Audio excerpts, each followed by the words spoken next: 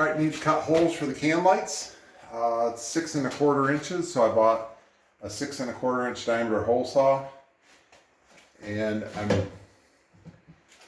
gonna run it backwards because the teeth are pretty sharp and I don't want to tear the paper, and I want a nice clean cut as it goes through the drywall. I'm not gonna go real fast either because this can catch and jerk around, and I don't want it jerking around.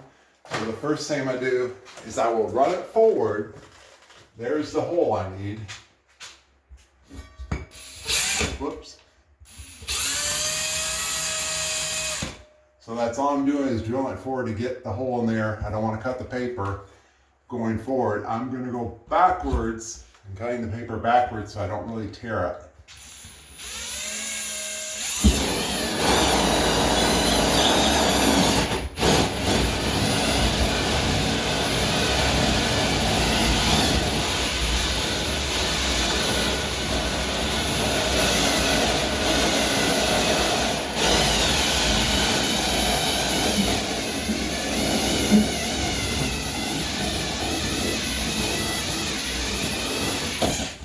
And if you go slow, you won't be throwing dust all over the place either. You get some dust, but if I was to go really fast, I'd get a whole bunch of dust. But it's a nice, clean cut. It's not jagged. I mean, yes, you could cut it.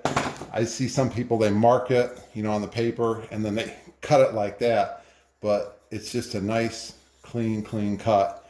And the saw was like $20, and I've got probably 40 can lights to do, or something, 30, 40 can lights, but it's just a nice clean cut.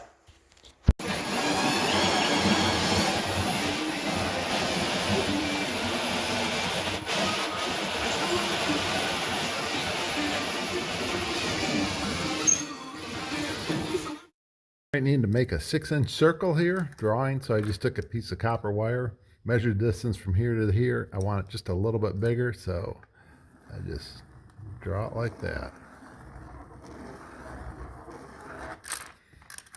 And that's how you can make a nice circle without buying any tool. I'm just improvising for what I got around a piece of copper wire. I just screwed the drywall screw in the center and then bent this to whatever length I needed. A 6-inch circle, that's 3 inches, so boom, there you go.